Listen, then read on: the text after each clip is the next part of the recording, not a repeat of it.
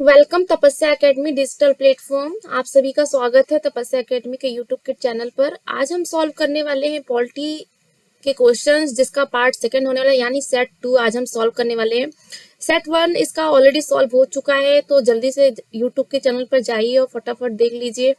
बात करते हैं जो हमारी आगामी एग्जाम्स हैं। आगामी एग्जाम्स को देखते हुए, जैसा कि हमारी एमपीपीसी प्रीलिम्स होने वाली है कब 24 अप्रैल को, उसको देखते हुए पॉलिटी के ऐसे क्वेश्चन सेट किए हुए हैं जो क्वेश्चंस जो एग्जाम में आने की मोस्ट प्रोबेबिलिटी है, यानी एग्जाम में आपको उससे क्वेश्चन देखने को मिल सकते हैं। तो उसी को देखते हुए हमने पॉलिटी के क्वेश्चंस कुछ इस हिसाब से सेट किए हुए हैं। आज हम उसी पे एमसीक्यूज आपको सॉल्व कराएंगे जो आपके लिए बहुत ही इंपॉर्टेंट है। साथ ही हर एक टॉपिक ऐसा सेट किया गया है जिसमें आपको डिटेल आपको डिस्क्राइब कर सके, ताकि आपका एक क्वेश्चन से आपका पूरा एक कॉन्सेप्ट क्लियर हो जाए। तो आगे बढ़ते हैं, बात करते हैं, स्टार्ट करते हैं अपना सेशन स्टार्ट हो गया है। फटाफट सभी लोग जुड़ जाइए। आपको पता है 6 to 12 एनसीईआरटी हमारे द्वारा कंप्लीट कराई जाती है, तो हमारे चैनल के साथ बने रहिए और सब्सक्राइब कर लीजिए हमारे चैनल को फटाफट 6 to 12 एनसीईआरटी कंप्लीट करने के लिए। साथ ही टेलीग्राम चैनल है, उसको भी फॉलो कर लीजिए और इंस्टाग्राम चैनल को फॉलो करना बिल्कुल मत भूलिएगा। वहाँ पे डेली अपडेट, साथ ही डेली अपडेट के साथ करंट अफेयर के आपको अपडेट वहाँ पर मिलते रहेंगे। और कोई इन्फॉर्मेशन चाहिए तो आपके पास आपकी स्क्रीन पर ये नंबर आ रहा होगा, इस नंबर पे आप कॉल करके कुछ भी इन्फॉर्मेशन ले सकते हैं। तो स्टार्ट करते हैं अपना सेशन, जो कि आगामी 24 अप्रैल के हिसाब से सेट किया गया है। कर रहे हैं हम पॉलिटी के क्वेश्चन। पॉलिटी के क्वेश्चन का पास सेट 2 क्वेश्चन है, ऑलरेडी इसका एक सेट हो चुका है, तो उसको देख लीजिए। बहुत ही डिटेल में डिस्क्राइब किया गया है, तो आई होप आपके सारे कॉन्सेप्ट उस सेट में क्लियर हुए होंगे। आगे बात करते हैं, उस सेट में हमने क्वेश्चन 10 तक क्वेश्चन सॉल्व कर लिए थे। आगे हम बात करते हैं क्वेश्चन नंबर 11। क्वेश्चन नंबर हमारा 11 क्या है? संविधान सभा के संदर्भ में निम्नलिखित कथनों में से कौन सा सही है? अब जब संविधान सभा बनी थी तो उसके संदर्भ में ऐसे आपको 3 पॉइंट्स दिए हुए हैं। 3 पॉइंट्स में से आपको बताना है कि कौन कौन से पॉइंट संविधान सभा में मौजूदा थे। प्रत्येक समुदाय के प्रतिनिधियों को एकल हस्ताक्षरी मत के माध्यम से अनुपातिक प्रतिनिधियों की विधि द्वारा चुना जाना था। दूसरा पॉइंट हमारा, देशी रियासतों के प्रतिनिधियों को वीटो शक्ति रखने वाले रियासतों के प्रमुख के साथ लोगों के द्वारा निर्वाचित किया गया था। तीसरा पॉइंट है, प्रत्येक ब्रिटिश प्रांत को आवंटित सीटों को उनकी आबादी के अनुपात में मुसलमानों और सामान्य वर्ग में विभाजित किया जाना था।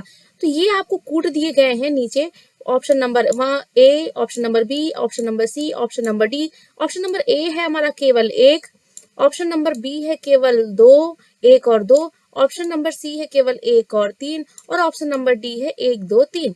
तो आप बताइए मुझे फटाफट इसका करेक्ट आंसर क्या होगा। एक बार फिर से क्वेश्चन को पढ़ लीजिए, क्वेश्चन समझ नहीं आया होगा बहुत लोगों को। संविधान सभा जो सभा थी उसके संदर्भ में कौन सा कथन आपको सही लग रहा है? प्रत्येक समुदाय के प्रतिनिधियों को एकल हस्ताक्षरी मत के माध्यम से अनुपातिक प्रतिनिधियों की विधि द्वारा चुना जाना था। देशी रियासतों के प्रतिनिधियों को वीटो शक्ति रखने वाले रियासतों के प्रमुख के साथ लोगों के द्वारा निर्वाचित किया जाना था। प्रत्येक ब्रिटिश प्रांत जो ब्रिटिश प्रांत थे भारत में, को आवंटित सीटों को उनकी आबादी के अनुपात में मुसलमानों और सामान्य वर्ग में बांटा जाना था। तो जल्दी से सभी लोग मुझे बताइए इसका करेक्ट आंसर क्या होगा। उसके बाद मैं करेक्ट आंसर आप सभी को बताऊंगी। जल्दी से मुझे कमेंट सेक्शन में इसका करेक्ट आंसर बताइए, इसका करेक्ट आंसर क्या होगा। संविधान सभा के बारे में आप लोगों ने सभी ने पढ़ा है संविधान सभा के बारे में, तो बताइए संविधान सभा का सर्वप्रथम विचार किसने किया था। ये क्वेश्चन भी आपके लिए है कि भारत में संविधान सभा के गठन का विचार सर्वप्रथम किसने किया था। इस क्वेश्चन का भी आंसर आपको देना है। इस सभी क्वेश्चन के आंसर मैं अभी आपको दूंगी, लेकिन सबसे पहले आप मुझे आंसर करेंगे। तो हो गया, टाइम स्टार्ट हो गया है आपका। आई थिंक ये क्लॉक वर्क नहीं कर रही है, कोई इशू नहीं, आगे बढ़े। आंसर नंबर 1 हमारा करेक्ट आंसर है। आंसर नंबर 1 करेक्ट आंसर कौन सा? ऑप्शन नंबर हमारा ऑप्शन नंबर ए हमारा करेक्ट आंसर है। हमारा ऑप्शन नंबर ए में क्या था देखते हैं। हमारा ऑप्शन नंबर ए था, ये हमारा करेक्ट आंसर है। तो प्रत्येक समुदाय के प्रतिनिधियों को एकल हस्ताक्षरी मत के माध्यम से अनुपातिक प्रतिनिधियों की विधि के द्वारा चुना गया था। तो हमारा ऑप्शन नंबर ए करेक्ट है।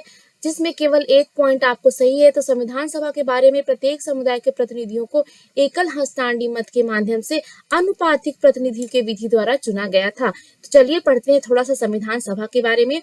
संविधान सभा की बात करते हैं। संविधान सभा के निर्माण की सर्वप्रथम मांग बाल गंगाधर तिलक द्वारा 1895 में स्वराज विधेयक द्वारा की गई थी। संविधान निर्माण की सर्वप्रथम मांग बाल गंगाधर तिलक द्वारा 1895 में स्वराज विधेयक द्वारा की गई थी।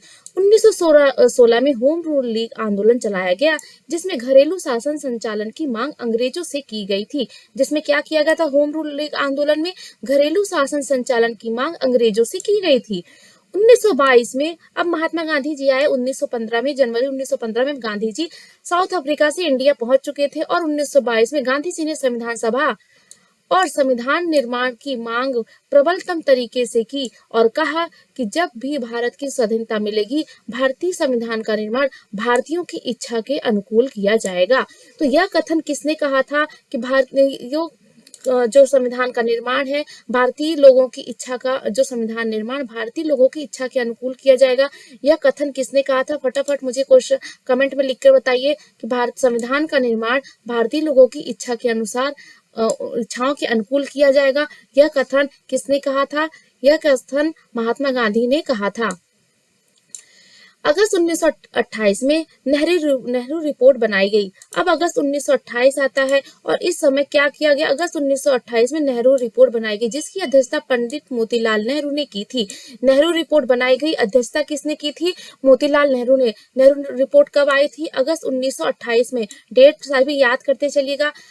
अगस्त 1928 में नेहरू रिपोर्ट आई, जिसकी अध्यक्षता पंडित मोतीलाल नेहरू ने की थी। इसका निर्माण बंबई में किया गया था। इस अगस्त प्रस्ताव का निर्माण कहाँ किया गया था? बंबई में किया गया था। इसके अंतर्गत ब्रिटिश भारत का पहला लिखित संविधान बनाया गया। इसके अंतर्गत नेहरू रिपोर्ट के अंतर्गत ब्रिटिश भारत का पहला लिखित संविधान बनाया गया। तो सभी लोग ध्यान से सुनिए। नेहरू रिपोर्ट के अंतर्गत ब्रिटिश भारत का पहला लिखित संविधान बनाया गया। नेहरू रिपोर्ट के अंतर्गत भारत का पहला लिखित संविधान बनाया गया, जिसमें मौलिक अधिकारों, अल्पसंख्यकों के अधिकारों तथा अखिल भारतीय संघ एवं डोमिनियन स्टेट के प्रावधान रखे गए थे।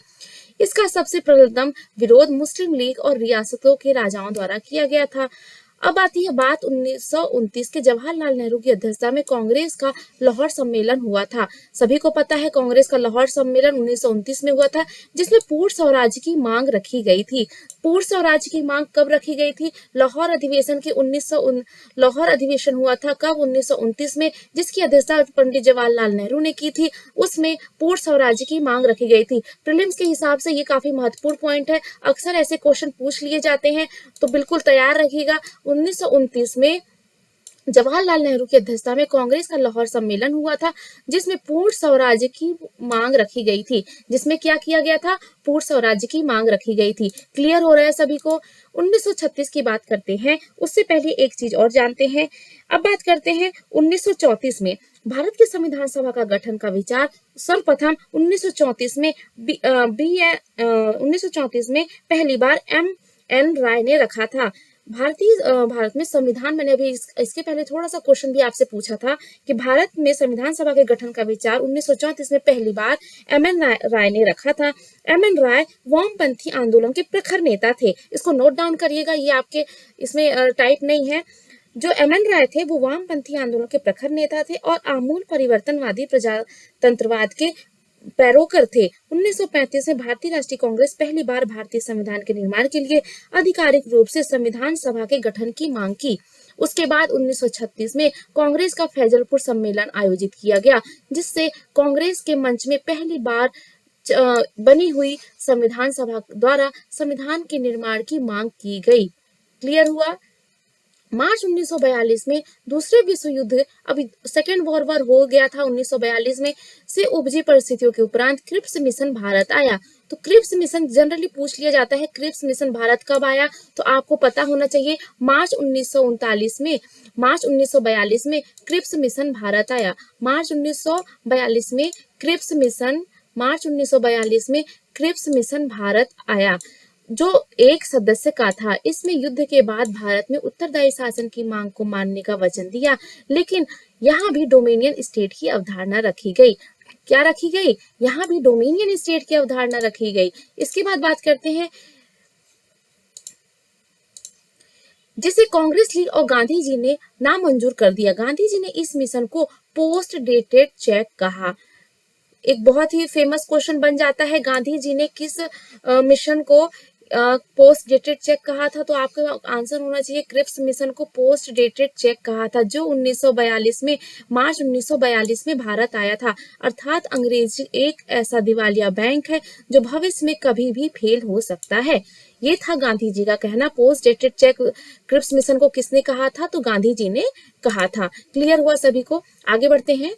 भारत में शासन की व्यवस्था को देखते हुए तत्कालीन वायसराय लॉर्ड वेवेल, अब भारत में तत्कालीन व्यवस्था को उस समय कौन था, लॉर्ड वेवेल थे, ने जून 1945 में शिमला में सर्वदलीय बैठक बुलाई। लॉर्ड वेवेल के समय शिमला में 1945 में बैठक हुई थी। किसके समय? लॉर्ड वेवेल के समय शिमला में सर्वदलीय लॉर्ड वेवेल के समय शिमला में जून 1945 में सर्वदलीय बैठक बुलाई गई, जो किसी भी तार्किक नतीजे पर नहीं पहुंची। इस सम्मेलन को शिमला सम्मेलन क्या या वेवेल योजना के नाम से जाना जाता है। तो ध्यान रखिएगा, यहाँ पे आपके दो क्वेश्चन बन रहे हैं। किस सम्मेलन को हम वेवेल योजना के नाम से जानते हैं, या शिमला सम्मेलन कब हुआ था? दो क्वेश्चन आपके बन रहे हैं, तो दोनों का आंसर है शिमला सम्मेलन जून 1945 में हुआ था, और शिमला सम्मेलन को ही हम क्या कहते हैं, वेवेल योजना के नाम से जानते हैं। क्यों? क्योंकि उस समय वेवेल जो थे वो हमारे गवर्नर जनरल थे। मार्च 1946 आते ही कैबिनेट मिशन भारत को भेजा गया। मार्च 1946 में कैबिनेट मिशन भारत आया। मार्च 1946 में कैबिनेट मिशन भारत आया, जिसकी अध्यक्षता सर पैथिक लॉरेंस ने की थी। कैबिनेट मिशन की अध्यक्षता किसने की थी? तो कैबिनेट मिशन की अध्यक्षता सर पैथिक लॉरेंस ने की थी, तथा दो अन्य सदस्य स्टोफेट क्रिप्स और A.V. अलेक्जेंडर थे। तो कैबिनेट मिशन में कितने सदस्य थे? कैबिनेट मिशन में 3 सदस्य थे। पूछ लेता है क्वेश्चन, कैबिनेट मिशन आया कब था भारत? कैबिनेट मिशन मार्च 1946 में भारत आया, जिसकी अध्यक्षता सर पैथिक लॉरेंस ने की थी, तथा दो अन्य सदस्य स्टेफोर्ड क्रिप्स और A.V. अलेक्जेंडर उस मिशन के कौन थे? सदस्य थे। इस आयोग द्वारा तत्कालीन समय में शासन का सही निर्धारण करने का प्रयास किया गया। इस आयोग द्वारा तत्कालीन समय, जो उस समय का समय चल रहा था, सही निर्धारण करने का प्रयास किया। इसकी सिफारिशों के आधार पर संविधान सभा की रचना की गई, जो निम्न प्रकार की थी। संविधान सभा में कुल कितने सदस्य थे? संविधान सभा में कुल 389 सदस्य थे। ब्रिटिश भारत की बात करें तो ब्रिटिश भारत में 292 सदस्य थे। चीफ कमिश्नरी से 4 सदस्य थे। देसी रियासतें थी उस समय, और जिससे 93 सदस्य रखे गए थे। ब्रिटिश भारत और चीफ कमिश्नरी क्षेत्रों के सदस्यों का निर्वाचन किया गया था। ब्रिटिश भारत और चीफ कमिश्नरी क्षेत्रों का सदस्यों का निर्वाचन किया गया था। प्रत्येक 10 लाख की जनसंख्या पर एक सदस्य चुना गया था। प्रत्येक 10 लाख की जनसंख्या पर एक सदस्य चुना गया था। सभी को क्लियर हो रहा है यहाँ पर? प्रत्येक 10 लाख की जनसंख्या में एक सदस्य को चुना गया था। ब्रिटिश भारत और चीफ कमिश्नरी क्षेत्रों के जो सदस्य थे, उनका निर्वाचन हुआ था। सभी लोग ध्यान से सुनिएगा। यहाँ पे सदस्यों को 3 भागों में बांटा गया था। कौन कौन से सदस्यों को 3 भागों में बांटा गया था? तो आप बात करते हैं, पहला सामान्य में बांटा गया था, फिर मुस्लिम में, और उसके बाद सिख या पंजाब में बांटा गया। पृथक पाकिस्तान की मांग को नामंजूर कर दिया गया था। तो जो हमारा कैबिनेट मिशन आया था, उसमें जो हमारी पृथक जो मुस्लिम लीग थी, वो पृथक निर्वाचन की बात, पृथक पाकिस्तान की बात कर रही थी, उसकी जो मांग थी उसको नामंजूर कर दिया गया था। इस आयोग द्वारा तत्कालीन समय का सही निर्धारण करने का प्रयास किया गया। इसकी सिफारिशों के आधार पर संविधान सभा की रचना की गई। संविधान सभा की बात करते हैं तो संविधान में कुल कितने सदस्य थे? 389 सदस्य थे। ये मैंने आपको बता दिया है। पृथक पाकिस्तान की मांग को नामंजूर कर दिया गया। इसी आयोग की सिफारिश के आधार पर जुलाई 1946 को चुनाव संपन्न कराए गए। तो हमारा जो लास्ट चुनाव होगा वो कब होगा? जैसा कि क्वेश्चन भी आया था प्रीलिम्स में कि जो हमारा चुनाव था, अंतिम चुनाव कब हुआ था? तो जुलाई 1946 में अंतिम चुनाव हुआ था।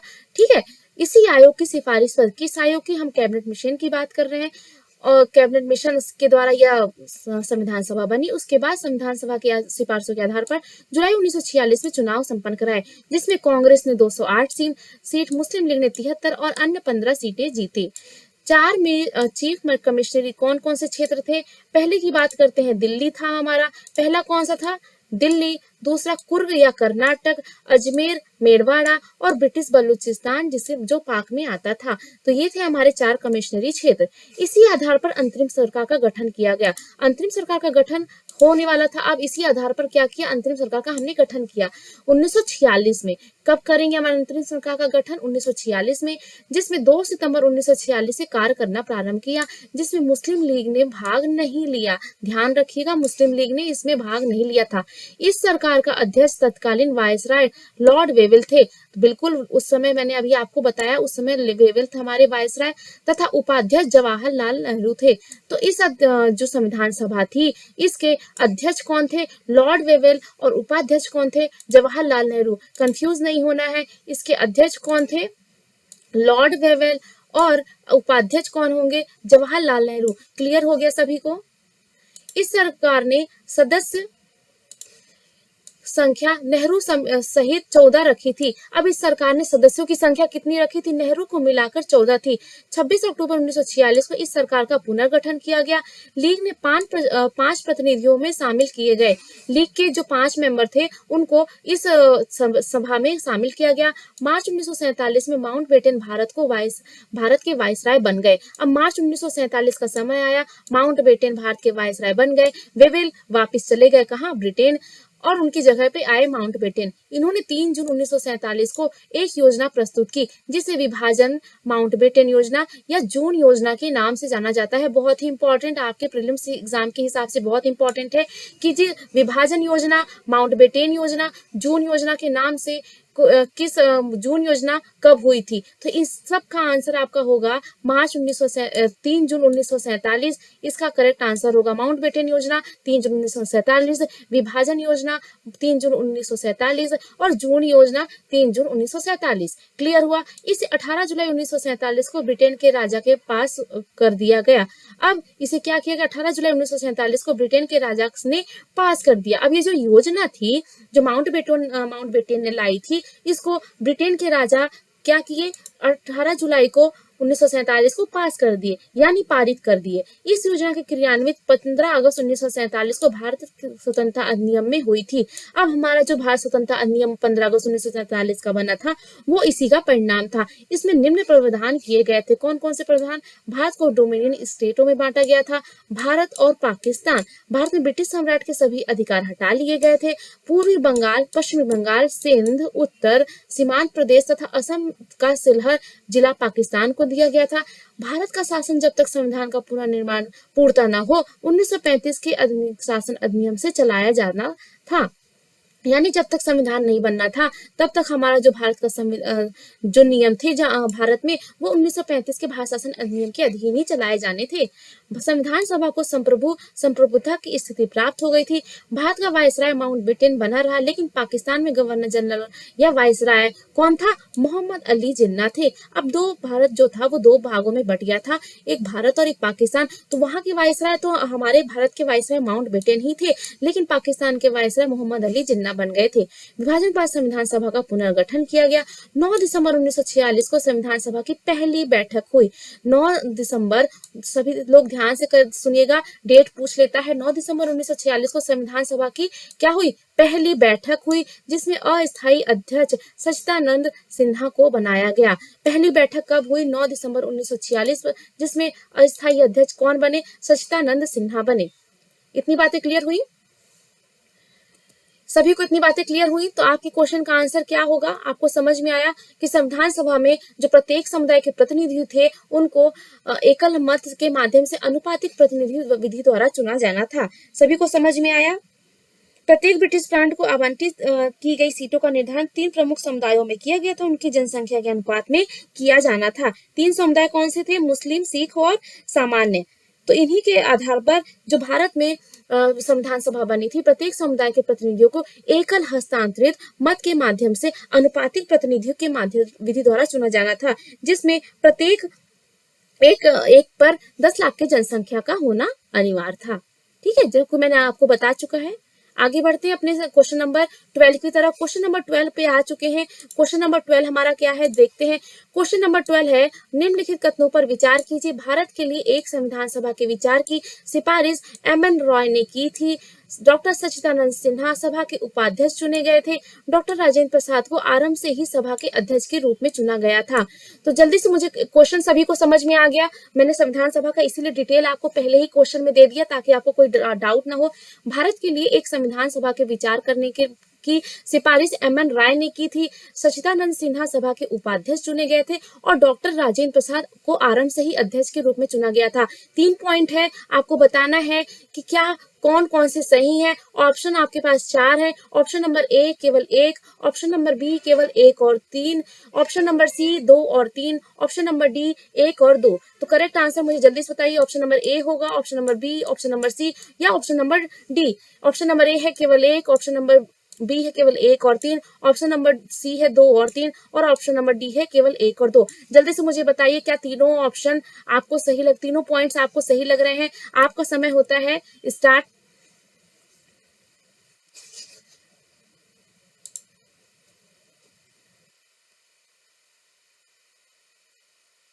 लगता है टाइमर काम नहीं कर रहा है।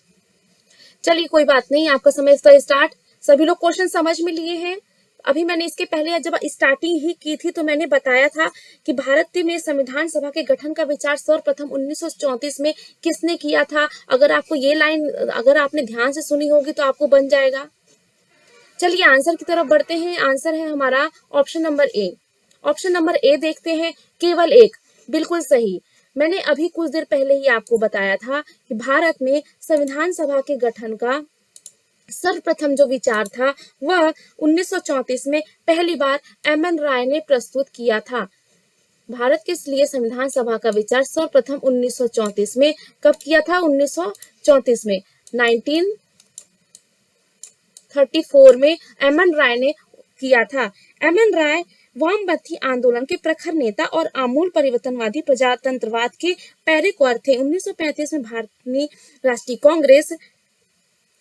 अब बात करते थोड़ा सा डिटेल पढ़ लेते हैं। भारत का शासन जब तक संविधान का पूर्णता न हो 1935 के अधिनियम तक चलता रहा। बिल्कुल हमने अभी पढ़ा कि भारत का शासन संविधान जब तक नहीं बना तब तक वह 1935 के भारत शासन अधिनियम के तहत ही चलाया जाना था। संविधान सभा का संप्रभु और संप्रभुता की स्थिति प्राप्त हो गई थी। भारत का वायसराय माउंटबेटन बना रहा, लेकिन पाकिस्तान के गवर्नर जनरल कौन थे? मोहम्मद अली जिन्ना बने। विभाजन के बाद संविधान सभा का पुनर्गठन किया गया। 9 दिसंबर 1946 को संविधान सभा की पहली बैठक हुई और अस्थायी सदस्य कौन थे? सच्चिदानंद सिन्हा थे। अस्थायी सदस्य कौन थे? यहाँ पे सच्चिदानंद सिन्हा थे। लेकिन हमारे क्वेश्चन में क्या पूछा है कि सच्चिदानंद सिन्हा सभा के उपाध्यक्ष थे, तो ये ऑप्शन हमारा बिल्कुल करेक्ट नहीं होगा, क्योंकि यहाँ पर क्या कहा गया है, यह उपाध्यक्ष बता रहा है, जबकि हमारे डिटेल में क्या लिखा है कि अस्थायी अध्यक्ष कौन थे? सच्चिदानंद सिन्हा थे। तो बिल्कुल क्लियर हो गया कि ये ऑप्शन गलत है। राजेंद्र प्रसाद को आरंभ से ही अध्यक्ष के रूप में चुना गया था। चलिए इसके बारे में देखते हैं। दूसरी बैठक हमारी 11 दिसंबर 1946 को हुई थी, जिसमें स्थायी अध्यक्ष डॉक्टर राजेंद्र प्रसाद को बनाया गया था, स्थायी अध्यक्ष, और इसके उपाध्यक्ष थे एच.सी. मुखर्जी। बिल्कुल सभी को क्लियर हो रहा है। इसमें जब दूसरी बैठक हुई थी 11 दिसंबर 1946 को, पहली कब हुई थी? 9 दिसंबर 1946 को, बस 2 दिन बाद ही 11 दिसंबर 1946 को हुई, जिसमें स्थायी अध्यक्ष किसे बना दिया गया? डॉक्टर राजेंद्र प्रसाद को। और यहाँ पर क्या लिखा है? राजेंद्र प्रसाद को आरंभ से ही अध्यक्ष के रूप में चुना गया था। बिल्कुल गलत। आरंभ में तो हमने सच्चिदानंद सिन्हा को चुना था, बल्कि हमने जब दूसरी बैठक हुई थी, प्रारंभ की बैठक जो 9 दिसंबर 1946 को हुई थी, उसमें सच्चिदानंद जो थे वह अध्यक्ष के रूप में चुने गए थे। लेकिन जब दूसरी बैठक हुई थी हमारी 11 दिसंबर 1946 को, तब राजेंद्र प्रसाद को आरंभ में राजेंद्र प्रसाद को अध्यक्ष चुना गया था। तो हमारे 2 ऑप्शन जो हैं वो गलत हैं। ऑप्शन नंबर 1 सही है। भारत के लिए संविधान सभा का विचार सर्वप्रथम एम.एन. राय ने किया था 1934 में। क्लियर हो गया आंसर सभी को। आगे बढ़ते हैं और क्वेश्चन नंबर 13 में आते हैं। क्वेश्चन नंबर 13 हमारा क्या कहता है? 1946 के उद्देश्य संकल्प ने भारत को निम्न घोषित किया था। अब जो हमारा 1946 का उद्देश्य संकल्प आया था, उसमें भारत को किस प्रकार से संबोधित किया था, यानी भारत को क्या कहा था? 1946 का उद्देश्य संकल्प की बात करते हैं थोड़ा सा। तब तक सभी लोग आप मुझे बताइए इसका करेक्ट आंसर क्या होना चाहिए। हमारे पास 4 ऑप्शन दिए हैं क्या 1946 को देश संकल्प में भारत को संप्रभु और गणतंत्र बोला गया था, या ऑप्शन नंबर बी में संप्रभु या लोकतांत्रिक बोला गया था, या ऑप्शन नंबर सी में गणतंत्र या लोकतांत्रिक कहा गया था, या ऑप्शन नंबर डी संप्रभु गणतंत्र और लोकतांत्रिक कहा गया था। मुझे जल्दी से बताइए इसका करेक्ट आंसर क्या होगा। आपका समय स्टार्ट हो गया है, टाइमर चल नहीं रहा है, कोई इशू नहीं है, आप अपने अकॉर्डिंग आंसर करिए।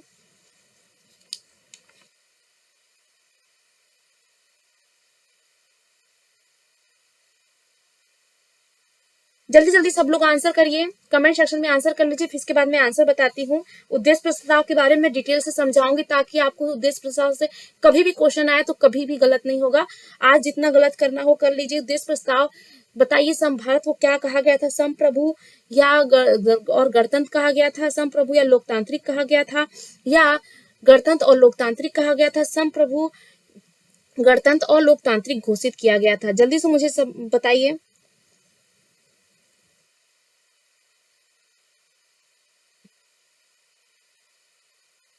आंसर देखते हैं। आंसर नंबर ए हमारा करेक्ट है। आंसर नंबर ए क्या है, संप्रभु और गणतंत्र। तो 1946 के उद्देश्य प्रस्ताव में भारत को संप्रभु और गणतंत्र घोषित किया गया था।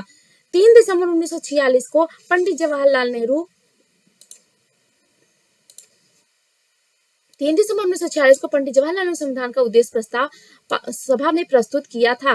3 जनवरी 1946, सभी लोग डेट याद रखिएगा। 3 दिसंबर 1946 को पंडित जवाहरलाल नेहरू ने संविधान का उद्देश्य प्रस्ताव सभा में प्रस्तुत किया, जो 22 जनवरी 1947 को पारित हुआ था। उद्देश्य प्रस्ताव कब पारित हुआ था, उद्देश्य प्रस्ताव कब पारित हुआ, सभी लोग बताइए। उद्देश्य प्रस्ताव कब पारित हुआ था, 22 जनवरी 1947 को पारित हुआ था। क्लियर। इसने संविधान के स्वरूप को काफी हद तक प्रभावित किया था। इसके परिवर्तित रूप से संविधान की प्रस्तावना भी बनी है। तो बात करते हैं इसमें क्या कहा था, भारत एक पूर्ण संप्रभुता संपन्न गणराज्य होगा जो स्वयं अपना संविधान बनाएगा। तो हमारा क्या क्वेश्चन पूछा है कि भारत उद्देश्य संकल्प में भारत को क्या घोषित किया गया था, भारत को संप्रभु और गणराज्य घोषित किया गया था, संपन्न गणतंत्र घोषित किया गया था। तो हमारा करेक्ट आंसर आपको क्या लग रहा है, भारत संप्रभु और गणतंत्र को घोषित किया, भारत में घोषित किया गया था। यानी 1946 का जो उद्देश्य संकल्प था उसमें भारत को संप्रभु और गणतंत्र घोषित किया गया था। क्वेश्चन आगे आपको क्लियर समझ में हो गया। ऑप्शन नंबर 1 कैसे करेक्ट होगा। साथ ही भारत संघ में ऐसे क्षेत्र भी शामिल होंगे जो इस समय ब्रिटिश भारत में है या देशी रियासतों में, या इन दोनों से बाहर ऐसे क्षेत्र जो संप्रभु संपन्नता भारत संघ में शामिल होना चाहते हैं। भारतीय संघ या उसकी इकाइयों के समस्त राजशक्ति को मूल स्रोत स्वयं जनता होगी। 11 दिसंबर 1946 को संविधान सभा की बैठक में राजेंद्र प्रसाद को स्थायी अध्यक्ष, जो अंत तक इस पद पर बने रहे। 13 दिसंबर 1946 को अब दो दिन बाद क्या हुआ, पंडित जवाहरलाल नेहरू ने संविधान का उद्देश्य प्रस्ताव सभा में प्रस्तुत किया, जो 22 जनवरी 1947 को पारित हो गया। क्लियर हो गया। तो 13 दिसंबर 1946 को जवाहरलाल नेहरू ने संविधान का उद्देश्य प्रस्ताव कहाँ प्रस्तुत किया, सभा में प्रस्तुत किया। कौन सी सभा, संविधान सभा में प्रस्तुत किया। और यह पारित कब हुआ, 22 जनवरी 1947 को यह पारित हो गया। अब आगे बढ़ते हैं और बात करते हैं अपने 14 नंबर क्वेश्चन की। 14 नंबर क्वेश्चन हमारे स्क्रीन पर आ चुका है। तो 14 नंबर क्वेश्चन हमारा पढ़ते हैं। 14 नंबर क्वेश्चन क्या बोल रहा है, हमारा 14 नंबर क्वेश्चन कह रहा है कि संविधान सभा ने विधायी निकाय के रूप में भी कार्य किया। इस संदर्भ में निम्नलिखित कथनों पर हमें विचार करना है। पहला पॉइंट हमारा, जीवी मालवणकर ने विधायी निकाय के रूप में कार्यरत संविधान सभा की अध्यक्षता की। यह देश के लिए सामान्य कानून को लागू करने के लिए उत्तरदायी थी। तो जो विधायी निकाय थी, क्या हमारे देश के लिए सामान्य कानून को लागू करने के लिए उत्तरदायी थी। हमें उपयुक्त कथनों में से बताना है कौन सा ऑप्शन सही है। ऑप्शन नंबर ए है केवल 1, ऑप्शन नंबर बी है केवल 2, ऑप्शन नंबर सी है केवल 1 और 2 दोनों, ऑप्शन नंबर डी है ना तो 1 और ना ही 2। चलिए जल्दी से बताइए, संविधान सभा में जब विधायी निकाय के रूप में कार्य करती थी तो इसके संदर्भ में आपको कौन सा पॉइंट सही लग रहा है, कौन कौन से पॉइंट सही लगे, जल्दी से मुझे बताइए।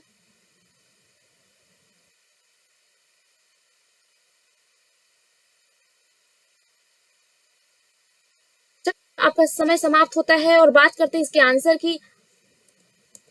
आंसर की बात करें तो हमारा ऑप्शन नंबर सी करेक्ट है। ऑप्शन नंबर सी यानी 1 और 2 संविधान सभा में जो विधायी निकाय थी, जीवी मालवणकर ने विधायी निकाय के रूप में कार्यकर संविधान सभा की अध्यक्षता की थी। दूसरा, यह देश के लिए सामान्य कानून बनाने के लिए उत्तरदायी थी। तो दोनों ऑप्शन हमारे करेक्ट हैं। करेक्ट कैसे, अभी हम डिटेल पढ़ेंगे तो हमारे दोनों ऑप्शन आपको क्लियर हो जाएंगे किस प्रकार से हमारे दोनों ऑप्शन करेक्ट हो रहे हैं। बात करते हैं संविधान सभा के दो प्रकार से कार्य करती थी। कैसे करती थी संविधान सभा? दो प्रकार से कार्य करती थी।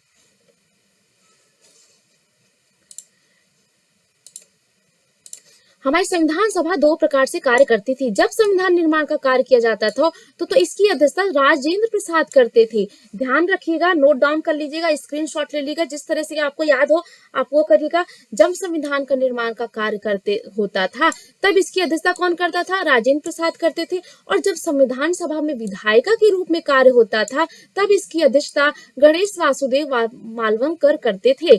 संविधान सभा की अंतिम बैठक संविधान निर्माण हेतु 24 नवंबर 1949 को की गई। अंतिम बैठक कब हुई थी? 24 नवंबर 1949 को की गई थी। इस दिन 284 लोग संविधान पर हस्ताक्षर किए थे। संविधान सभा की जो अंतिम बैठक थी वो कब की गई थी? संविधान सभा की अंतिम बैठक 24 नवंबर 1949 को की गई थी और इस दिन 284 लोग इस पर हस्ताक्षर किए थे। हस्ताक्षर करने वाला पहला व्यक्ति जो था वो पंडित जवाहरलाल नेहरू थे। पहला व्यक्ति कौन था हस्ताक्षर करने वाला? पंडित जवाहरलाल नेहरू। राजस्थान से हस्ताक्षर करने वाला पहला व्यक्ति बलवंत सिंह मेहता थे। क्वेश्चन पूछ लेता है, जो भी राजस्थान पीएससी की तैयारी कर रहे हैं वो भी ध्यान से अगर पढ़ रहे हैं तो वो क्वेश्चन इसको पॉइंट को नोट कर लेंगे कि राजस्थान से हस्ताक्षर करने वाला संविधान सभा में पहला व्यक्ति जो था वो बलवंत सिंह मेहता था तथा राजस्थान से 12 सदस्य भेजे गए थे। राजस्थान से कितने 12 सदस्य भेजे गए थे? 12 सदस्य भेजे गए थे। 11 सदस्य देसी रियासत से थे और एक चीफ कमिश्नर अजमेर मेवाड़ा क्षेत्र का था। संपूर्ण संविधान 26 जनवरी 1950 को लागू किया गया, लेकिन लागू करने से पूर्व 24 जनवरी 1950 को अंतिम बैठक बुलाई गई। अंतिम बैठक कब हुई? 24 जनवरी 1949 को। ठीक है। और संविधान निर्माण के लिए अंतिम बैठक कब हुई थी? 24 नवंबर 1949 को। और लागू करने के पूर्व अंतिम बैठक कब हुई? 24 जनवरी 1950 को। डेट में कंफ्यूज मत होइएगा, बिल्कुल नोट डाउन करते चलिए। और नोट डाउन नहीं कर रहे तो स्क्रीनशॉट लेके फिर लिख लीजिएगा। डॉक्टर राजेंद्र प्रसाद को भारत का राष्ट्रपति चुना गया। राष्ट्रीय गीत और राष्ट्रगान को भी अपनाया गया। राष्ट्रगान रविन्द्रनाथ टैगोर पहली बार 1911 में कोलकाता अधिवेशन में गाया गया था। राष्ट्रगान कौन सा हमारा राष्ट्रगान है? राष्ट्रगान हमारा रविन्द्रनाथ टैगोर ने लिखा। पहली बार 1911 के कोलकाता अधिवेशन में गाया गया। अवधि लगभग 52 सेकंड की होती है। रचना मूल बांग्ला भाषा में है। राष्ट्रीय गीत की बात करते हैं बंकिम चंद्र चटर्जी। यह मूलतः संस्कृत भाषा में है तथा आनंद मठ से लिया गया है। यह कैसा है? यह मूलतः संस्कृत भाषा में है और आनंद मठ से लिया गया है। ठीक है। आगे बात करते हैं अपने क्वेश्चन नंबर 15 की। क्वेश्चन नंबर 15 हमारा आ चुका है स्क्रीन पर। तो क्वेश्चन नंबर 14 सभी को क्लियर हो गया? मुझे यस लिखकर कमेंट सेक्शन में भेज दो। क्वेश्चन नंबर 15 आ गया। भारत में निम्नलिखित मुख्य विशेषताओं में से कौन सी 1950 में अपनाई गई थी? भारत की संयुक्त राष्ट्रमंडल की सदस्यता की पुष्टि की गई थी। भारत में राष्ट्रगान को अपनाया गया था। भारत में राष्ट्रीय गीत को अपनाया गया था। तो जल्दी से मुझे करेक्ट आंसर बताइए, कौन सी चीजें 1950 में अपनाई गई थी? फटाफट कमेंट में लिखकर बताइए। तो बात करते हैं 1950 में अपनाई गई चीजों की। हमारे पास ऑप्शन है, कौन कौन से पॉइंट दिए गए हैं। भारत में भारत की राष्ट्रमंडल सदस्यता की पुष्टि की गई थी। भारत ने राष्ट्रगान को अपनाया था।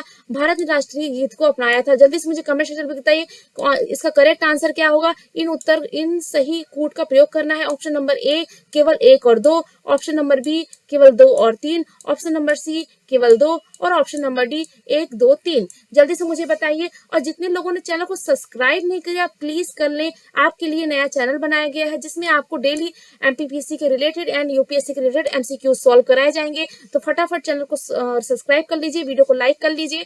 तो चलिए इसका आंसर बताइए। आंसर नंबर बी करेक्ट है। आंसर बी क्या है? केवल 2 और 3, यानी भारत के राष्ट्रगान को अपनाया गया था और राष्ट्रगीत को अपनाया गया था। भारत के राष्ट्रगान और राष्ट्रगीत के बारे में बात करूं तो अभी मैंने आपको क्या बताया कि भारत ने राष्ट्रगान की पहले बात करते हैं। नेशनल एंथम रविन्द्रनाथ टैगोर द्वारा मूल रूप से बांग्ला भाषा में रचित जन गण मन के हिंदी संस्करण को संविधान सभा ने 24 जनवरी 1950 को अपनाया। कब अपनाया? 24 जनवरी 1950 को अपनाया। ठीक है, राष्ट्रगान को के रूप में अपनाया। सर्वप्रथम 27 दिसंबर 1911 को भारतीय राष्ट्रीय कांग्रेस, कब 27, जनरली जो कांग्रेस अधिवेशन होते थे वो दिसंबर के महीने में होते थे, तो 27 दिसंबर 1911 को पहली बार कलकत्ता अधिवेशन में गाया गया। पूरे गीत में 5 पद है और अवधि की बात करें तो 52 सेकेंड है। कितनी अवधि है? 52 सेकेंड है। उल्लेखनीय है बांग्लादेश का राष्ट्रीय गान आमार सोनार बांग्ला की भी रचना रविन्द्रनाथ टैगोर ने ही की है। अब बात करते हैं राष्ट्रीय गीत की। राष्ट्रीय गीत की बात करें तो राष्ट्रीय गीत यानी नेशनल सॉन्ग बंकिम चंद्र चटर्जी ने संस्कृत में वंदे मातरम गीत की रचना की है। यह गीत पहली बार, अब बात करते हैं राष्ट्रीय गीत की, तो हमारा वंदे मातरम राष्ट्रीय गीत है और जनगण मन राष्ट्रीय गान है। गीत की बात करें तो वंदे मातरम है। यह पहली बार 1896 में भारतीय राष्ट्रीय कांग्रेस के कलकत्ता अधिवेशन में गाया गया। तो दोनों पहली बार कलकत्ता अधिवेशन में ही गाए गए, लेकिन जो हमारा राष्ट्रीय गान है वह कब गाया गया? 1911 में, और राष्ट्रगीत पहले गाया गया 1896 में। क्लियर हुआ? 24 जनवरी 1950 को राष्ट्रगीत के रूप में अपनाया गया। यह गीत बांग्ला भाषा में लिखित आनंद मठ नामक उपन्यास से लिया गया है। इस गीत की धुन पन्नालाल घोष ने तैयार की है। तो हमारा ऑप्शन आपको हमारा आंसर क्लियर हो गया होगा। तो 1950 में राष्ट्रगीत और राष्ट्रगान दोनों अपनाए गए थे। क्लियर हो गया आंसर? आगे बढ़े। आंसर क्वेश्चन नंबर अपने आते हैं 16 पे। क्वेश्चन नंबर 16 क्या है? संविधान सभा से संबंधित प्रमुख युग्मों पर हमें विचार करना है। संविधान सभा की बात करते हैं तो संविधान सभा में हमें बहुत सारे चीजें देखने को मिली थी। उसमें ही कुछ व्यक्तियों को कुछ प्रभार दिए गए थे। जैसे बात करते हैं तो पहला हमारा ऑप्शन है, हमारा करेक्ट पॉइंट है, जो हमारे पॉइंट दिए गए हैं, सर BN राव को सचिव पद दिया गया था। प्रेम बिहारी नारायण रायजादा को संवैधानिक सलाहकार बनाया गया था। क्या कोई ऑप्शन नंबर 3 HVR को एंकर को सुलेख दिया गया था? तो आप बताइए इसका करेक्ट आंसर क्या होना चाहिए। ये उपयुक्त युग्मों में से आपको पहचानना है कौन सा ऑप्शन सही है। ऑप्शन नंबर A केवल 1, ऑप्शन नंबर B केवल 2, ऑप्शन नंबर C केवल 2 और 3, और ऑप्शन नंबर D उपयुक्त में से कोई नहीं। चलिए करेक्ट आंसर जल्दी से मुझे कमेंट सेक्शन में लिख के बताइए। आंसर की तरफ बढ़ते हैं और आंसर नंबर D हमारा करेक्ट है। आंसर नंबर D यानी इसमें से कोई भी मैच नहीं करता, इनमें से कोई भी मैच नहीं करता। बात करते हैं संविधान सभा द्वारा संविधान निर्माण हेतु कुछ समितियों का गठन किया गया था, जो निम्न प्रकार से हैं। समिति सभी पढ़ लेते हैं, इंपॉर्टेंट है। हर एक समिति में जो जो अध्यक्ष थे उन सभी के नाम पूछ सकता है। तो बात करते हैं शुरू के तीन के जो अध्यक्ष थे वो एक ही जवाहरलाल नेहरू थे। तो तीनों को संघ संविधान राज्य के जो अध्यक्ष थे वो कौन थे? पंडित जवाहरलाल नेहरू थे। तो याद करने की बहुत इजी है। संघ होता है तो संघ में बनेगा संविधान, और संविधान किसके लिए होता है? राज्यों के लिए। तो संघ संविधान राज्य, इसके अध्यक्ष जवाहरलाल नेहरू है। उसके बाद बात करते हैं उसके बाद के तीन सरदार पटेल के ने अध्यक्षता की थी। राज्यों और देशी रियासतों के परामर्श समिति, मौलिक अधिकार और प्रांतीय संविधान। तो तीन चीजें जो थी, तीन जो समितियां थी, उसके अध्यक्ष सरदार पटेल थे। वो कौन सी थी? राज्यों तथा रियासतों से परामर्श समिति था, मौलिक अधिकार एवं अल्पसंख्यक समिति था, और प्रांतीय संविधान था। ठीक है, अब बात करते हैं इन दो की बात करें तो मौलिक अधिकार पर उप समिति जो थी, इसमें कंफ्यूज नहीं होना, मौलिक अधिकार पे एवं अल्पसंख्यक समिति सरदार पटेल के पास थी, लेकिन मौलिक अधिकार की उप जो समिति थी, उप समिति किसके पास थी? JB कृपलानी के पास थी। मौलिक अधिकार की उप समिति किसके पास थी? JB कृपलानी के पास। और साथ ही झंडा समिति की जो अध्यक्षता थी वह भी JB कृपलानी के पास थी। तो दो महत्वपूर्ण समितियां, मौलिक अधिकार की उप समिति और झंडा समिति, JB कृपलानी के पास थी। और राजेंद्र प्रसाद की बात करते हैं तो प्रक्रिया नियमन समिति यानी संचालन समिति की जो अध्यक्षता थी वो राजेंद्र प्रसाद कर रहे थे। सर्वोच्च न्यायालय से संबंधित जो समिति थी HS वर्धियाचार्य कर रहे थे। प्रारूप संविधान का परीक्षण करने वाली समिति अलदाली कृष्णा स्वामी अय्यर थे। प्रारूप समिति, ड्राफ्टिंग मसौदा समिति, इसको प्रारूप समिति अगर पूछ ले, ड्राफ्टिंग समिति पूछ ले या मसौदा समिति पूछ ले, तो इसका आंसर आपको भीमराव अम्बेडकर ही देना है। संविधान समीक्षा आयोग जो थे वो MN बैक्टोचेलिया थे। तो ये थे हमारी समिति और ये थे उनके अध्यक्ष। जल्दी से आप सभी लोग इसको देख लीजिए। साथ ही कुछ और बारे में बात करते हैं। मैंने आपको कुछ बता दिए, प्रक्रिया नियमन समिति बता दिया आपको, संचालन समिति राजेंद्र प्रसाद के पास थी। राज्यों के लिए जो समिति थी वो जवाहरलाल नेहरू के पास थी। मैंने आपको क्लियर कर दिया है।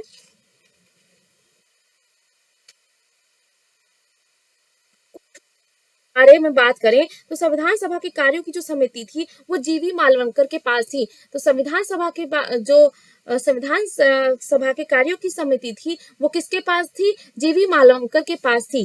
ठीक है। कार्य संचालन समिति के.एम. मुंशी के पास, सदन समिति M.P.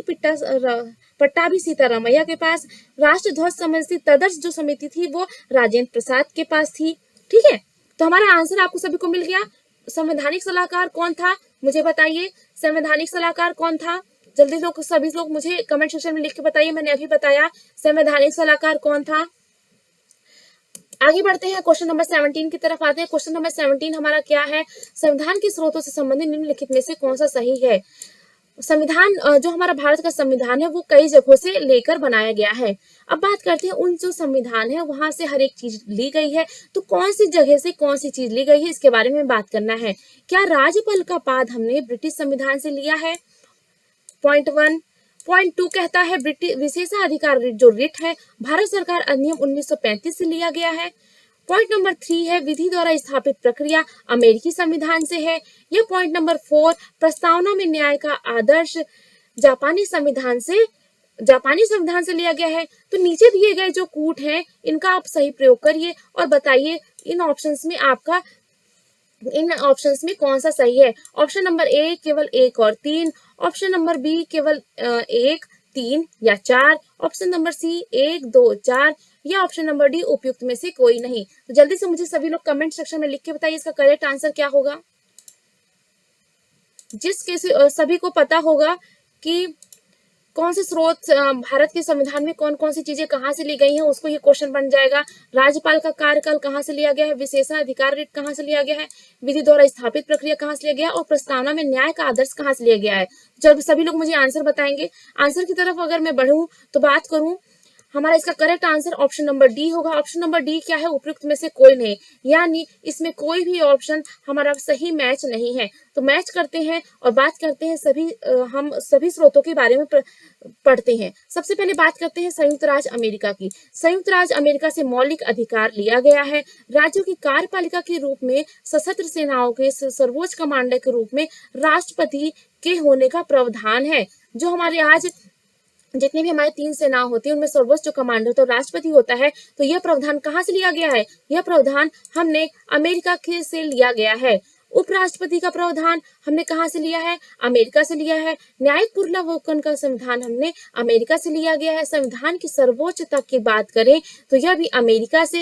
न्यायपालिका की स्वतंत्रता अमेरिका की है। निर्वाचित राष्ट्रपति एवं उस पर महाभियोग की प्रक्रिया यह अमेरिका से ली गई है। उच्चतम एवं उच्च न्यायालयों के न्यायाधीशों को हटाने की विधि एवं वित्तीय आपात ब्रिटेन से बात करते हैं तो ब्रिटेन में संसदनात्मक प्रणाली ली गई है। ब्रिटेन में बात करते हैं जो संसद की प्रणाली होती है वह ब्रिटेन से ली गई है।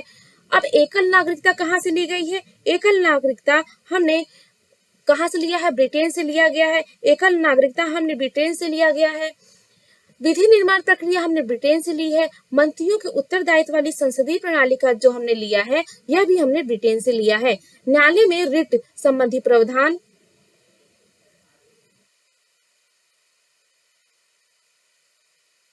न्यायालय में रिट संबंधी जो प्रावधान होते हैं यह भी हमने ब्रिटेन से लिया है। तो ब्रिटेन से हमने क्या क्या लिया? संसदनात्मक शासन प्रणाली, एकल नागरिकता, विधि निर्माण प्रक्रिया, मंत्रियों के उत्तरदायित्व वाली संसदीय प्रणाली और न्यायालय में रिट। संयुक्त राज्य अमेरिका से क्या लिया? मौलिक अधिकार लिए हैं। राज्यों की कार्यपालिका के प्रमुख जो राष्ट्रपति सशस्त्र सेनाओं का सर्वोच्च कमांडर होता है यह अमेरिका से लिया गया है। उपराष्ट्रपति अमेरिका से लिया गया है। न्यायिक पुनरावलोकन, संविधान की सर्वोच्चता, न्यायपालिका की स्वतंत्रता, निर्वाचित राष्ट्रपति एवं उस पर महाभियोग और उच्चतम एवं उच्च न्यायालय के न्यायाधीशों के हटाने की वित्तीय जो आपत्ति होती है यह भी हमने कहां से लिया है? अमेरिका से लिया है।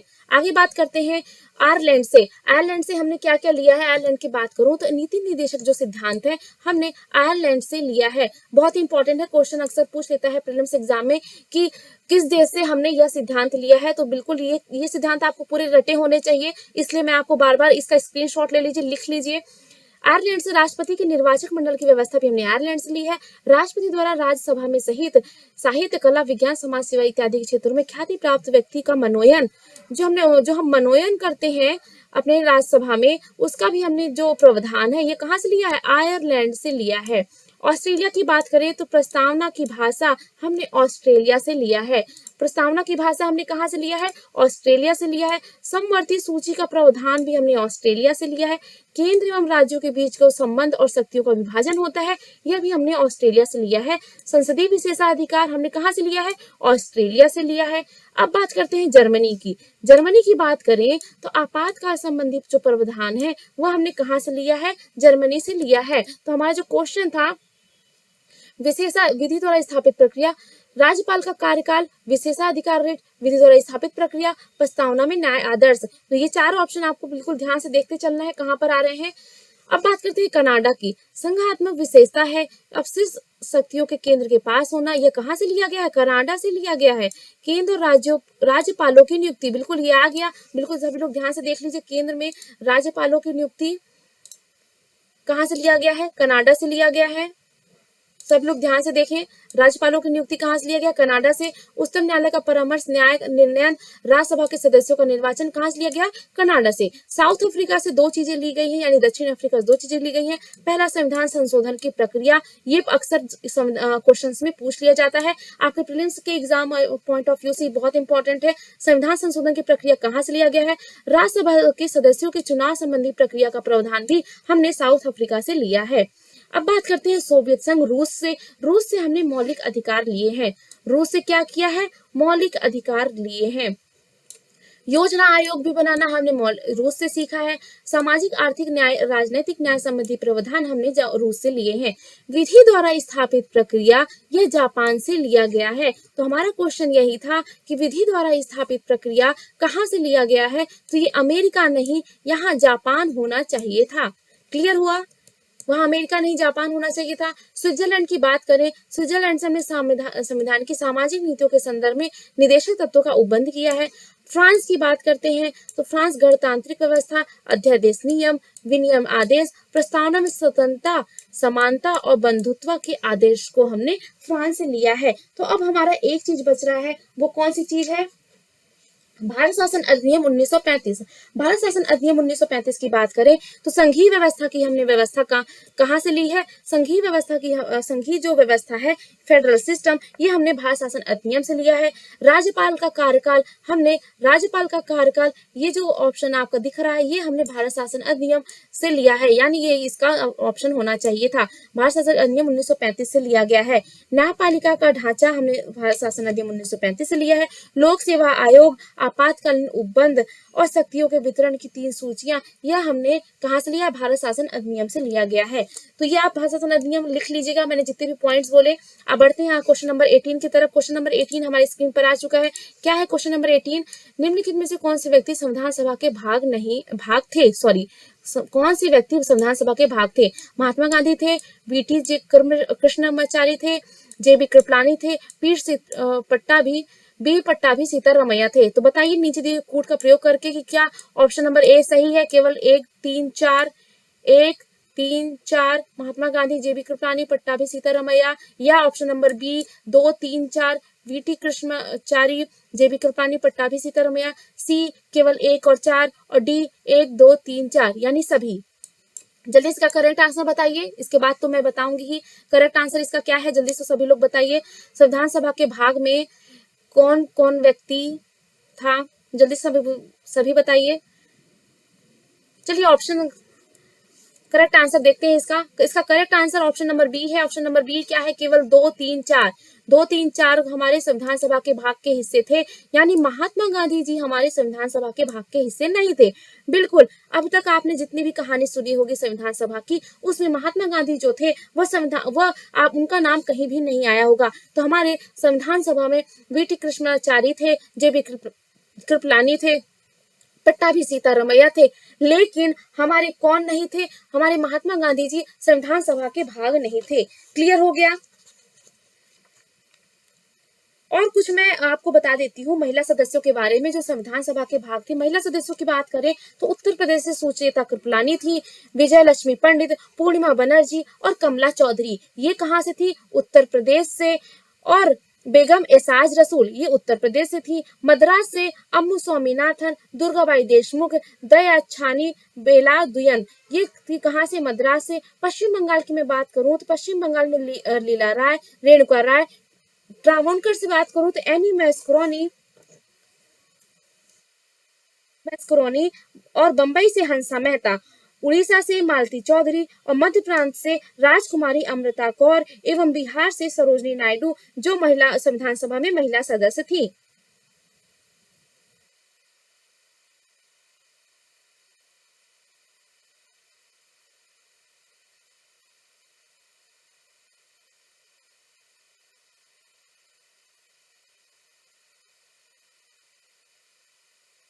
सुचेता कृपलानी, विजय लक्ष्मी पंडित, पूर्णिमा बनर्जी, कमला चौधरी, बेगम एस आज रसूल, ये सब उत्तर प्रदेश से थी। तो सबसे ज्यादा महिला सदस्यों की संख्या देखी जाए तो वह उत्तर प्रदेश से थी। बात करते हैं एनी मॉस्करॉनी थी, वो ट्रावणकर से थी। पश्चिम बंगाल से दो लोग थे, लीला रॉय और रेणुका राय। बंबई से हंसा मेहता, उड़ीसा से मालती चौधरी, मध्य प्रांत से राजकुमारी अमृता कौर एवं बिहार से सरोजनी नायडू थी। बात करते हैं हमारे क्वेश्चन नंबर 19 की बात करें तो संविधान सभा के संदर्भ पर निम्नलिखित कथनों पर आपको विचार करना है। संविधान सभा के सदस्यों को प्रत्यक्ष रूप से मौजूदा प्रांतीय सभाओं के सदस्यों द्वारा चुना गया था। इसमें रियासतों के शासकों द्वारा नामित सदस्य भी थे। संविधान सभा में बहुसंख्यक सदस्य कांग्रेस पार्टी से संबंधित थे। तो आपको उपयुक्त कथनों में से बताना है कौन सा ऑप्शन सही है। ऑप्शन नंबर ए केवल एक, ऑप्शन नंबर बी केवल दो, ऑप्शन नंबर सी केवल एक और दो, ऑप्शन नंबर डी एक दो तीन। चलिए जल्दी से फटाफट इसका आंसर दीजिए, कौन सा इस क्वेश्चन का करेक्ट आंसर क्या होगा? संविधान सभा के सदस्यों को प्रत्यक्ष अप्रत्यक्ष रूप से मौजूदा प्रांतीय सभाओं के सदस्यों द्वारा चुना गया था। इसमें रियासतों के शासकों द्वारा नामित सदस्य भी थे। संविधान सभा में बहुसंख्यक सदस्य कांग्रेस पार्टी से संबंधित थे। बताइए कौन कौन से इसमें पॉइंट्स आपको करेक्ट लग रहे हैं। आंसर देखते हैं। आंसर है हमारा option number D. Option number D को देखा जाए तो भारत में संविधान सभा द्वारा बनाया गया था। 1946 में गठित की गई थी। सदस्य संविधान सभा का अप्रत्यक्ष रूप से मौजूदा सदस्यों द्वारा निर्वाचित प्रांतीय विधानसभाओं में से थे। तो जो अब सदस्य थे वो अप्रत्यक्ष रूप से ही चुने गए थे। इसके अलावा वहां के शासकों द्वारा मनोनीत सदस्य भी थे जो रियासतों के द्वारा चयनित हुए थे। साथ ही भारत संविधान सभा बनाई गई एक पूर्ण संप्रभु निकाय थी। निम्नलिखित के बाद भी संविधान सभा 1947 में देश के विभाजन 1931 को 299 सदस्य थे। दिसंबर 1947 में इनमें 229 सदस्य प्रांतीय विधानसभाओं द्वारा चुने गए थे। कितने सदस्य प्रांतीय विधानसभाओं द्वारा चुने गए थे? तो 229 सदस्य प्रांतीय विधानसभाओं द्वारा चुने गए थे। बाकी को शासकों द्वारा मनोनीत किया गया था। अधिकांश संविधान सभा के सदस्य कांग्रेस पार्टी के थे। तो अधिकांश कांग्रेस जो सदस्य थे वो कहाँ के थे? कांग्रेस पार्टी के थे। सभी प्रमुख नेता आंदोलन इस सब कांग्रेस के जितने भी जो नेता प्रमुख थे वो इस सभा के नेता थे। तो कांग्रेस सदस्य के मैं एक बार नाम ले लेती हूँ, सभी लोग नोट डाउन कर लीजिएगा। पहला जवाहरलाल नेहरू, वल्लभ भाई पटेल, राजेंद्र प्रसाद, अबुल कलाम आजाद, चक्रवर्ती राजगोपालाचारी, आचार्य JB कृपलानी, पंडित गोविंद बल्लभ पंत, पुरुषोत्तम दास टंडन, KM मुंशी, TT कृष्णामाचारी, बल गोविंद खरे, अब्दुल गफ्फर खां। तो इतने व्यक्ति थे जो कांग्रेस से संबंधित थे और संविधान सभा में उपस्थित थे। तो महत्वपूर्ण नेता जो थे संविधान सभा में वो कांग्रेस से ही आते थे। हमारा क्वेश्चन आता है 20 नंबर क्वेश्चन। 20 नंबर क्वेश्चन क्या कहता है कि भारतीय संविधान की प्रस्तावना के संदर्भ में निम्नलिखित कथनों पर हमें विचार करना है। संविधान में 44 वाला अमेंडमेंट हुआ था, 44वां संविधान संशोधन हुआ था, तो प्रस्तावना में समाजवादी शब्द को शामिल किया गया। समाजवाद शब्द का उपयोग आर्थिक नियोजन के संदर्भ में किया गया था। तो बताइए जो भारत का संविधान में प्रस्तावना में समाजवादी शब्द को लिया गया है उससे आप क्या समझते हैं? क्या यह 44वें संविधान संशोधन में प्रस्तावना में शामिल किया गया? क्या इसका उपयोग आर्थिक नियोजन के संदर्भ में किया गया? तो ये कथन में आपको बताना है करेक्ट आंसर कौन सा। ऑप्शन नंबर ए केवल एक, ऑप्शन नंबर बी केवल दो, ऑप्शन नंबर सी एक और दो दोनों सही है, ऑप्शन नंबर डी ना तो एक सही है और ना ही डी। चलिए जल्दी से इसका करेक्ट आंसर मुझे बताइए, करेक्ट आंसर क्या होगा? करेक्ट आंसर सभी लोग बताइए। आंसर की तरफ बढ़ते हैं और आंसर जानते हैं। हमारा करेक्ट आंसर है option number B. Option number B है केवल दो। ऑप्शन नंबर बी है केवल दो। समाजवाद शब्द का उपयोग आर्थिक नियोजन के संदर्भ में किया गया है। समाजवाद शब्द का उपयोग आर्थिक नियोजन के संदर्भ में किया गया है। अब बात करते हैं भारत के संविधान की प्रस्तावना। भारतीय संविधान की प्रस्तावना के बारे में बात करें, यानी प्रेम्बल को भारतीय संविधान का परिचय पत्र कहा जाता है। जिस प्रकार आपका एक बायोडाटा होता है, जो आपको हर चीज बता देता है आपके बारे में, उसी प्रकार जो प्रस्तावना है भारत की संविधान की, उसे परिचय पत्र कहा जाता है। सन 1976 में 42वें संविधान संशोधन द्वारा इसमें संशोधित किया गया था। तो यहाँ पर क्वेश्चन में क्या दिया हुआ है कि संविधान में 44वें संविधान संशोधन द्वारा, जबकि ये यहाँ पे क्या होना चाहिए था, 42वां संविधान संशोधन होना चाहिए था। तो हमारा ऑप्शन नंबर 1 भी करेक्ट होता। आगे बढ़ते हैं। ऑप्शन नंबर, तो ये हमारा जो संविधान में संशोधन किया गया था, यह कब किया गया था, 1976-1942 में संविधान संशोधन द्वारा किया गया था। 3 नए शब्द समाजवादी, धर्मनिरपेक्ष और अखंडता को जोड़ा गया था। तो कौन कौन से 3 शब्द जोड़े गए थे, समाजवादी,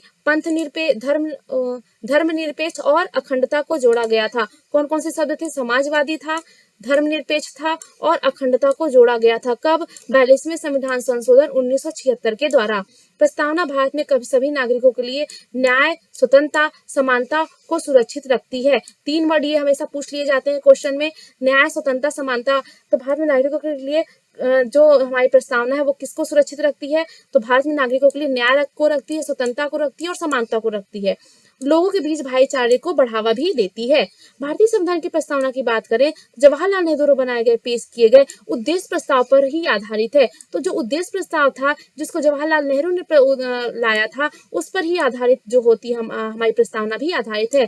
प्रस्तावना को सर्वप्रथम अमेरिकी संविधान में शामिल किया गया था। तो सर्वप्रथम बात करते हैं कि सर्वप्रथम प्रस्तावना किस संविधान में, किस देश के संविधान में शामिल हुआ था, तो वो अमेरिकी संविधान में शामिल हुआ था। याद रखिएगा सभी लोग। इसके बाद कई देशों ने इसे अपनाया। संविधान विशेषज्ञ नानी पालकीवाला ने संविधान की प्रस्तावना को संविधान का परिचय पत्र कहा है। तो ये संविधान विशेषज्ञ है नानी पालकीवाला, संविधान की प्रस्तावना को संविधान का परिचय पत्र कहा है। इसमें उस तारीख यानी 26 नवंबर 1949 का उल्लेख है जिस दिन संविधान को अपनाया गया था। प्रस्तावना में मूल शब्दों की व्याख्या इस प्रकार की गई है, जैसे कि संप्रभुता की बात करें, प्रस्तावना में यह दावा करती है कि भारत एक संप्रभु देश है। संप्रभुता का अर्थ है कि भारत किसी भी विदेशी या आंतरिक शक्तियों के नियंत्रण से पूर्ण मुक्त संप्रभुता संपन्न राष्ट्र है। भारत की विधायिका को संविधान द्वारा तय की गई कुछ सीमाओं के विषय में देश में कानून बनाने का अधिकार प्राप्त है। समाजवादी शब्द की बात करें तो समाजवादी शब्द 1976 में 42वें संविधान संशोधन अधिनियम द्वारा प्रस्तावना में जोड़ा गया।